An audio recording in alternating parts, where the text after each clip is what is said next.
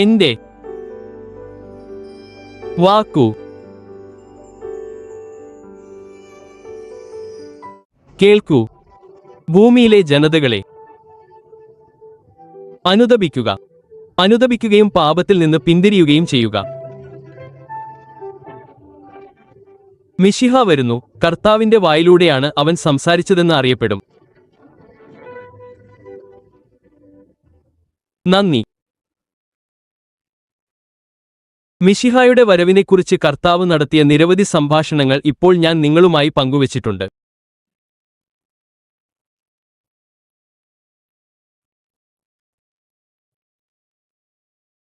ഉദാഹരണത്തിന് 2017 ജനുവരി 15 ദർശനം.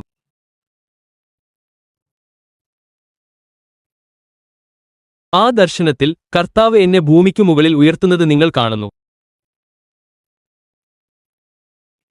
ഞാൻ ഭൂമിക്കു മുകളിൽ എത്തുമ്പോൾ സർവശക്തനായ കർത്താവ് എന്നോട് ഇടത്തോട്ടും താഴോട്ടും നോക്കാൻ പറയുന്നു.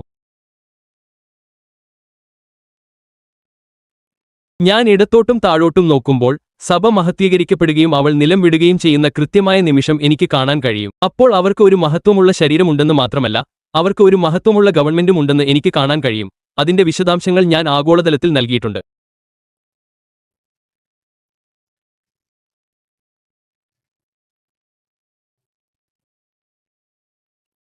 ആ അതിമനോഹരമായ വെളുത്ത വസ്ത്രത്തിന്റെ കയ്യിൽ പ്രധാന വസ്ത്രവുമായി ബന്ധിപ്പിക്കുന്ന മറ്റൊരു തുണി എങ്ങനെയുണ്ടെന്ന് ഞാൻ പങ്കിട്ടു. അതിനാൽ മഹത്വമുള്ള ശരീരവും മഹത്വമുള്ള വസ്ത്രവും ഉണ്ടെന്ന് നിങ്ങൾ കാണുന്നു.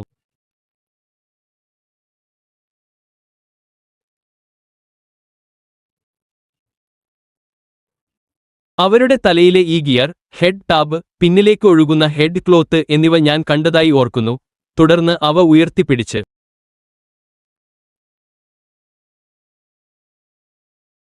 കർത്താവിന്റെ മഹത്വമുണ്ടായിരുന്ന മഹത്വവുമായി സംയോജിക്കുന്നു. അവർ കർത്താവിനോട് സംയോജിക്കുന്നു. ഞാൻ ഇനിപ്പറയുന്നവ പറയാൻ ആഗ്രഹിക്കുന്നു. വസ്ത്രം മഹത്വപ്പെടുത്തി, ശരീരം മഹത്വപ്പെടുത്തി. ഒരു നിമിഷം എന്നെ പിന്തുടരുക. അപ്പോൾ മഹത്വമുള്ള നക്ഷത്രങ്ങൾ പ്രത്യക്ഷപ്പെടുന്നു. ഞാൻ വിളിച്ച ദൈവത്തിന്റെ മേഘം, യഹോവ. നിങ്ങൾ അവനെ നിങ്ങളുടെ സ്ക്രീനിൽ കാണുന്നു.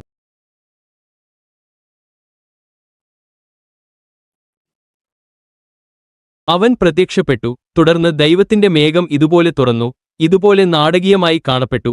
ഈ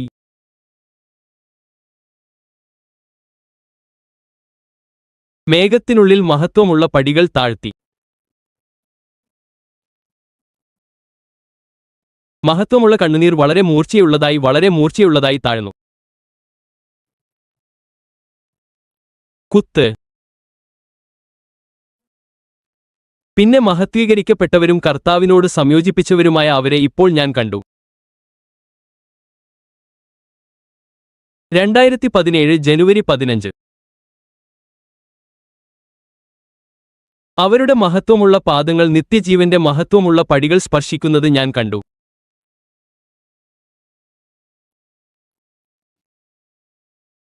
അത് ഗുരുതരമാണ്. അതുകൊണ്ടാണ് നമ്മൾ ഇവിടെയുള്ളത്.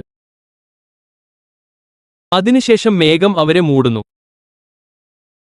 എന്നാൽ അവർ ഒരു ഘട്ടത്തിൽ അകത്തേക്ക് പോയപ്പോൾ മേഘം ഇവിടെ വരെ മൂടുന്നു എന്ന് ഓർമ്മിക്കുക. ഒരു ഘട്ടത്തിൽ ഇവിടെ വരെ, ഒരു ഘട്ടത്തിൽ അവരുടെ തലകൾ മാത്രമേ എനിക്ക് കാണാൻ കഴിയൂ, അവർ അപ്രത്യക്ഷരാകുന്നതുവരെ.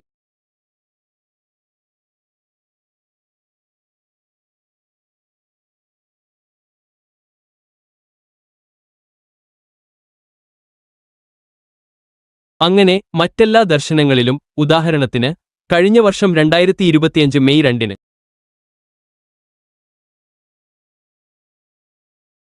ഇത്തവണ ആ ആനന്ദത്തിൽ ശരിക്കും ആവേശഭരിതരായ ചില ആളുകളെ അവൻ കൊണ്ടുവരുന്നു.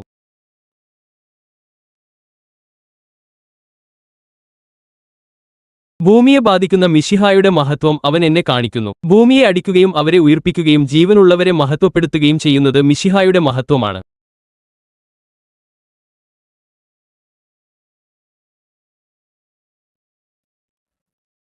അങ്ങനെ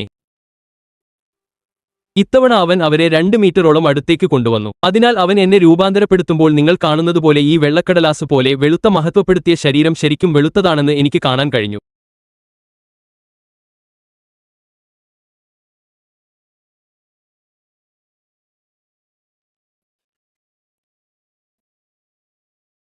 അതിനാൽ ഇപ്പോൾ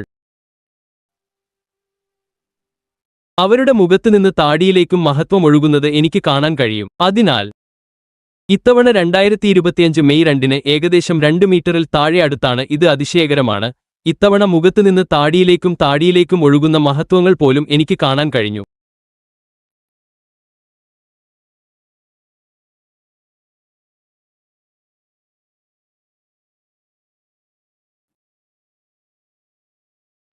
അതുകൊണ്ട് ഓരോ ദർശനങ്ങളിലും സഭയുടെ ഉൽപ്രാപണത്തെക്കുറിച്ചുള്ള ഓരോ സംഭാഷണങ്ങളിലും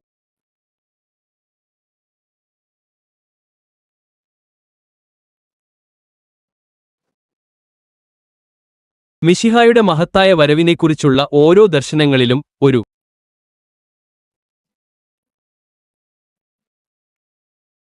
മഹത്വീകരണം നടക്കുന്നതായി നിങ്ങൾ കാണുന്നു.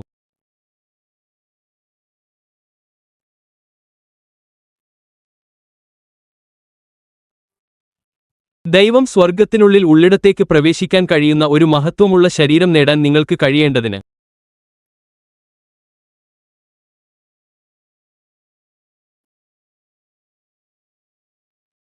അങ്ങനെ നിങ്ങൾ കാണുന്ന പല ദർശനങ്ങളിലും പട്ടിക ഇവിടെ നീണ്ടതാണ്.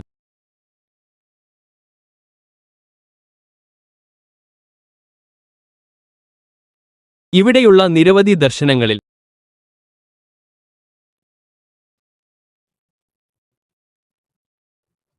ഭൂമിയിൽ നിന്നുള്ള സഭയുടെ പുറപ്പാടിനെക്കുറിച്ചും ഈ സ്ഥലത്തു നിന്നുള്ള സഭയുടെ പുറപ്പാടിനെക്കുറിച്ചും കർത്താവ് സംസാരിക്കുന്നു.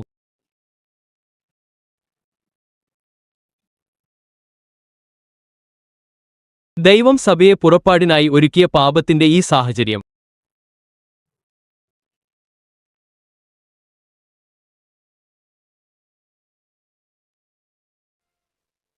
ആ സന്ദേശം വ്യക്തമാണ്. അതിനാൽ ഇന്ന് ആഘോഷത്തിന്റെ സന്ദർഭം കാരണം നമ്മൾ ഇതുവരെ കണ്ടതിന്റെ ഒരു സംഗ്രഹം ഞാൻ പറയാൻ ആഗ്രഹിക്കുന്നു.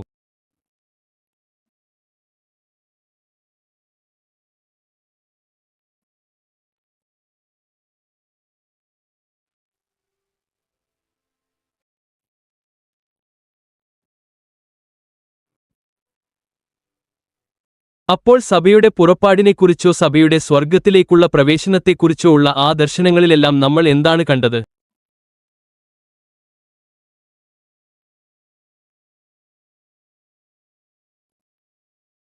കുറഞ്ഞത് നിങ്ങൾക്ക് വീട്ടിലേക്ക് കൊണ്ടുപോകാൻ എന്തെങ്കിലും ഉള്ളതിനാൽ ഞാൻ ഇതിലൂടെ ഒന്ന് പരിശോധിക്കട്ടെ.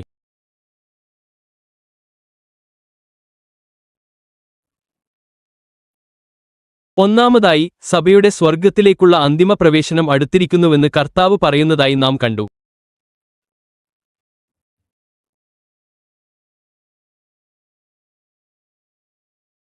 വെളിപാട് 21 എന്താണ് പറയുന്നതെന്ന് നമുക്ക് നന്നായി അറിയാം. 2023 ജനുവരി 29-ലെ ദർശനവും ഞാൻ നിങ്ങളുമായി പങ്കുവച്ചിട്ടുണ്ട്. 2023 ജനുവരി 29.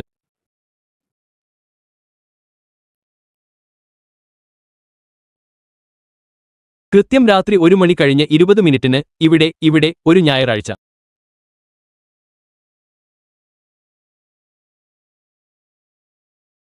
ഫിലാഡൽഫിയയിലെ സഭയെക്കുറിച്ച് വെളിപാട് 3-ാം അധ്യായം ഞാൻ വായിച്ചുകൊണ്ടിരുന്ന ഒരു ഞായറാഴ്ചയായിരുന്നു അത്. ഈ സഭ എനിക്ക് ശരിക്കും ഇഷ്ടപ്പെട്ടു. പുതിയ ജെറുസലേമിനെക്കുറിച്ച് അദ്ദേഹം പരാമർശിച്ച സ്ഥലത്ത് ഞാൻ എത്തിയപ്പോൾ അവർ എങ്ങനെയാണ് കാര്യങ്ങൾ ചെയ്തതെന്ന് എനിക്ക് ശരിക്കും കാണാൻ ആഗ്രഹമുണ്ട്.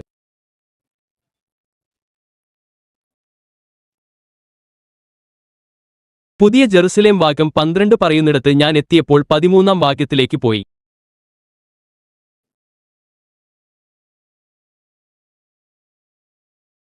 കർത്താവ് എന്നെ ഒരു ദർശനത്തിൽ മോഷ്ടിച്ചതായി നിങ്ങൾ ഓർക്കുന്നു. ഞാൻ ഇരിക്കുന്നിടത്ത് അദ്ദേഹം എന്നെ ഉറങ്ങാൻ പ്രേരിപ്പിച്ചു. പുതിയ ജെറുസലേമിന്റെ ഭാഗം ഞാൻ വായിച്ചപ്പോൾ അദ്ദേഹം എന്നോട് പറഞ്ഞു. ഉറക്കത്തിൽ അദ്ദേഹം എന്നോട് പറഞ്ഞു. തുടർന്ന് അദ്ദേഹം എനിക്ക് ഒരു ഫ്ലാഷ് വിഷൻ കാണിച്ചു തന്നു.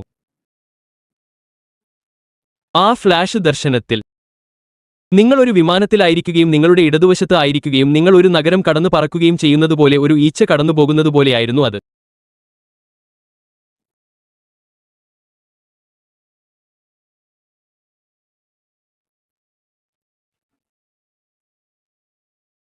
ആ ഫ്ലാഷ് വിഷനിൽ നിങ്ങൾ ഒരു വിമാനത്തിൽ പറന്ന് ഒരു നഗരത്തിന് മുകളിലൂടെ പറക്കുന്നത് പോലെയാണ്. നിങ്ങൾ അത് കാണുന്നത് ഒരു ഫ്ലാഷ് വിഷനാണ്. എല്ലാവരും ഒരു നിമിഷം എന്നിൽ ശ്രദ്ധ കേന്ദ്രീകരിക്കുന്നു.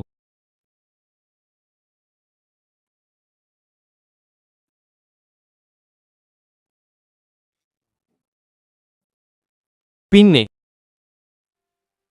ഒരു മിന്നലിൽ നിങ്ങൾക്ക് അത് കൂടുതൽ കാണാൻ ആഗ്രഹമുണ്ടാകും. പക്ഷേ ഒരു മിന്നലിൽ പിന്നെ ഞാൻ സ്വർണ്ണ നഗരം കണ്ടു. കെട്ടിടങ്ങളുടെ തരം പോലും ഞാൻ കണ്ടു. ചില കെട്ടിടങ്ങൾ പോലും ഇങ്ങനെ അവസാനിക്കുന്നുവെന്ന് ഞാൻ പറഞ്ഞു.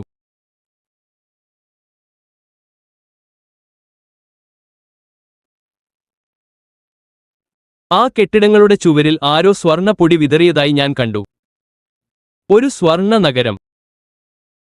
മനോഹരമായ ഒരു നഗരം, വിലയേറിയ നഗരം. ഈ നഗരത്തെ എങ്ങനെ വിശേഷിപ്പിക്കണമെന്ന് എനിക്കറിയില്ല.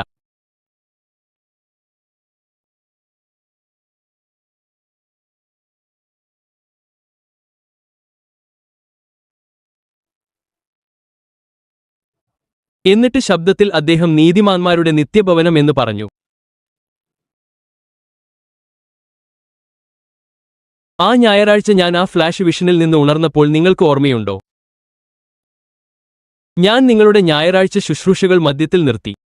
നിങ്ങൾക്ക് ഓർമ്മയുണ്ടോ? നിങ്ങൾക്കെല്ലാവർക്കും ഓർമ്മയുണ്ടോ? ഞാൻ നമ്മുടെ ആഗോള റേഡിയോയിൽ തത്സമയം പോയി. കർത്താവ് പള്ളി എടുത്തേക്കുമെന്ന് ഭയന്നതിനാൽ എല്ലാവരും അവരുടെ സേവനങ്ങൾ നിർത്തി ട്യൂൺ ചെയ്തു. കാരണം അത് സംഭവിക്കുമെന്ന് ഞാൻ ഭയപ്പെട്ടു. പ്രശ്നം ഞാൻ എപ്പോൾ വേണമെങ്കിലും ഭയപ്പെടുന്നു എന്നതാണ്. എന്തുകൊണ്ടാണ് അദ്ദേഹം എനിക്ക് അന്തിമ ലക്ഷ്യസ്ഥാനം കാണിച്ചുതന്നത്? എന്നിട്ട് ഞാൻ അത് പുറത്തിറക്കി കൈ കഴുകട്ടെ എന്ന് പറഞ്ഞു. നിങ്ങളുടെ പള്ളികളിൽ ഞാൻ വന്നതായി നിങ്ങൾ ഓർക്കുന്നുണ്ടോ? ഞാൻ പറഞ്ഞു, ഞാനത് കണ്ടു. ഞാൻ സ്വർണ്ണ നഗരം കണ്ടു. Double quote.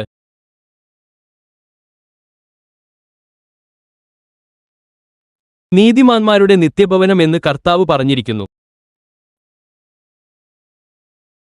അതായത് കർത്താവ് നീതിയെ ഉയർത്തുന്നു. അവൻ നീതിയെ വിളിക്കുന്നു. ഇത് നീതിയുടെ നാഴികയാണെന്ന് അവൻ പറയുന്നു. നിങ്ങൾ നീതിയുടെ തലമുറയാണ്.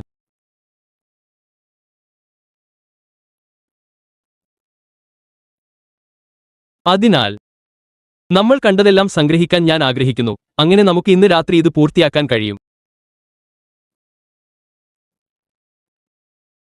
22 വർഷമായി ഞാൻ ജനതകൾക്ക് പ്രഖ്യാപിക്കുന്ന ദിവസം സഭയുടെ ഉന്മേഷം 1-ാം സ്ഥാനത്ത് എത്തുമെന്ന് നമ്മൾ ആദ്യം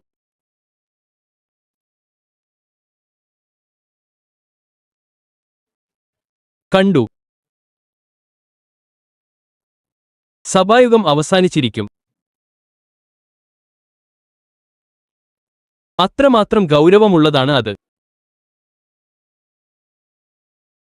ഞാൻ ബ്രസൽസിലായിരുന്നു. സെപ്റ്റംബർ 12 ആയിരുന്നുവെന്ന് ഞാൻ കരുതുന്നു. അത് സെപ്റ്റംബർ 12 ആയിരുന്നോ? പ്രൊഫസർ അംബുല സെപ്റ്റംബർ 12, കഴിഞ്ഞ വർഷം 202.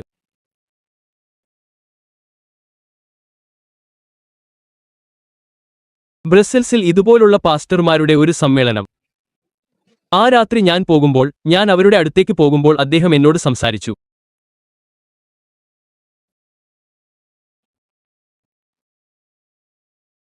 അദ്ദേഹം പറഞ്ഞു, പോയി ഈ ആളുകളോട് ഉടൻ തന്നെ പള്ളി അവിടെ ഉണ്ടാകില്ലെന്ന് പറയൂ. ഉണർന്നപ്പോൾ അത് എന്നെ ഞെട്ടിച്ചു. ആ വാക്ക് എന്നെ പെട്ടെന്ന് ബാധിച്ചു.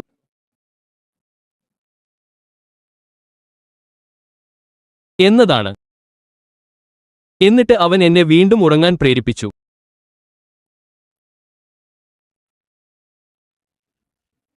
പിന്നെ അവൻ വീണ്ടും ശബ്ദത്തിലൂടെ പറഞ്ഞു, ദൈവപിതാവ് ഉടൻ തന്നെ പള്ളിയിൽ പോകില്ലെന്ന് ശബ്ദത്തിലൂടെ പറഞ്ഞു. ബ്രസൽസിൽ നിന്ന് ഞാൻ അത് ആഗോളതലത്തിൽ പങ്കിട്ടു.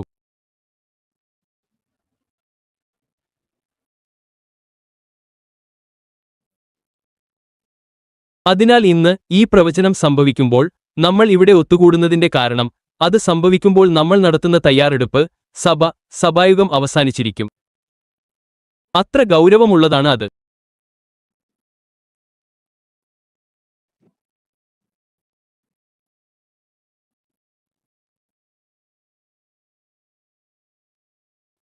നാമെല്ലാവരും ഉൽപ്പത്തി അനുപാതം 12:3 കണ്ടു. കർത്താവ് അബ്രഹാമിനോട് മഹത്തായ നിയോഗം എങ്ങനെ പറയുന്നു? ഉൽപ്പത്തി അനുപാതം 12:3, നിന്നിലൂടെ അവൻ ജനതകളെ അനുഗ്രഹിക്കും, ജനതകളെ സ്നാനപ്പെടുത്തും. നമ്മൾ അത് ഇതിനകം കണ്ടു. നമ്മൾ കണ്ട മഹത്തായ നിയോഗം മത്തായി വൈകിട്ട് 4 മണി കഴിഞ്ഞ് 18 മിനിറ്റ് യേശു തന്റെ സഭ പണിയുമെന്ന് പറഞ്ഞു. അവൻ സഭ എങ്ങനെ പണിയുമെന്ന് പ്രവചിച്ചു. പെന്തക്കോസ്തിൽ പ്രവൃത്തികൾ 2-ാം അധ്യായം സഭ ജനിക്കുന്നത് നാം കണ്ടു.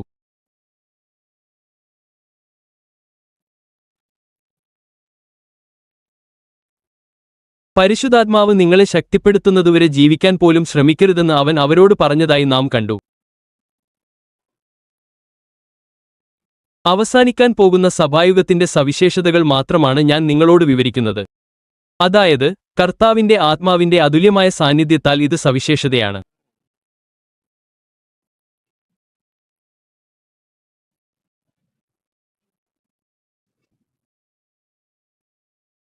അതിനാൽ വെളിപാട് 2-ഉം 3-ഉം അധ്യായങ്ങളാണ് സഭായുഗം. യേശുവിന്റെ ലേഖനങ്ങളും യേശു നേരിട്ട് സഭയ്ക്ക് എഴുതുന്നതും നിങ്ങൾ കാണുന്നു.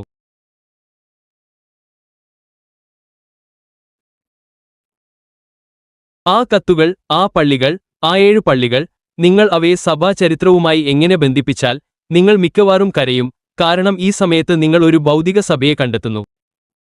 വെളിപാട് പുലർച്ചെ 3 മണി കഴിഞ്ഞ് 10 മിനിറ്റ്, ഭൂമിയിൽ വലുതും വൃത്തികെട്ടതുമായ കോപം വരുന്നതിനു മുമ്പ് അവൻ സഭയെ ഏറ്റെടുക്കാൻ വരുന്നതായി ഞങ്ങൾ കണ്ടു.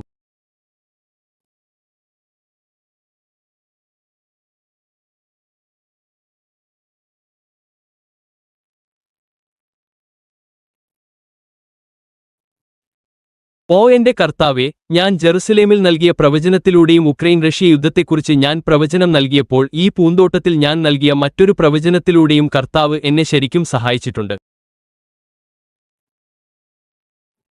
ഇവിടെ വീണ്ടും ഓർക്കുക, ലോകമെമ്പാടുമുള്ള മുതിർന്ന പുരോഹിതന്മാർ ഇവിടെ ഇരിക്കുകയായിരുന്നു.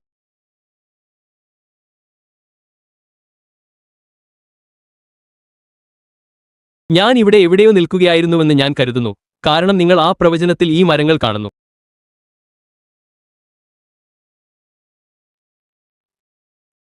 റഷ്യൻ പ്രസിഡന്റ് പുറത്തുവരുമെന്ന് ഞാൻ പറഞ്ഞു.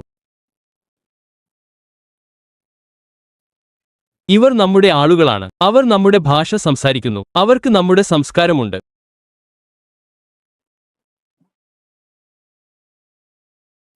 പ്രദേശം ഏറ്റെടുക്കുന്നു. അത് എന്തായി മാറിയെന്ന് നോക്കൂ. അത് നാറ്റോയെ ഏതാണ്ട് തകർത്തു കഴിഞ്ഞു. അറ്റ്ലാന്റിക് സമുദ്രബന്ധങ്ങൾ ഏതാണ്ട് തകർന്നു. അറ്റ്ലാന്റിക് സമുദ്രവും. പിന്നീട് ഞാൻ ജെറുസലേമിൽ നൽകിയ പ്രവചനവും ഇപ്പോൾ നിങ്ങളുടെ സ്ക്രീനിലുണ്ട്.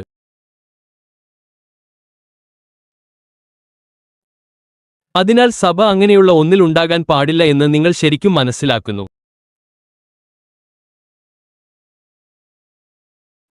അതിനാൽ കഷ്ടവരുമെന്ന് ഇപ്പോൾ നിങ്ങൾ മനസ്സിലാക്കുന്നു. അതുകൊണ്ടാണ് വെളിപാട് പുലർച്ചെ 3 മണി കഴിഞ്ഞ് 10 മിനിറ്റ് അവൻ പറയുന്നത്, നീ വിശ്വസ്തനായിരുന്നതിനാൽ അവൻ നിന്നെ കൈക്കൊള്ളും. നീ അനുസരണമുള്ളവനായിരുന്നു, ക്ഷമയോടെ സഹിക്കാനുള്ള എന്റെ കൽപ്പന നീ അനുസരിച്ചു. ഭൂമിയിലെ നിവാസികളെ പരീക്ഷിക്കാൻ വരുന്ന ഒരു മണിക്കൂറിൽ നിന്നും, ഒരു സമയത്തിൽ നിന്നും, ഒരു കാലഘട്ടത്തിൽ നിന്നും, ഒരു പരീക്ഷണത്തിൽ നിന്നും ഞാൻ നിന്നെ അകറ്റും.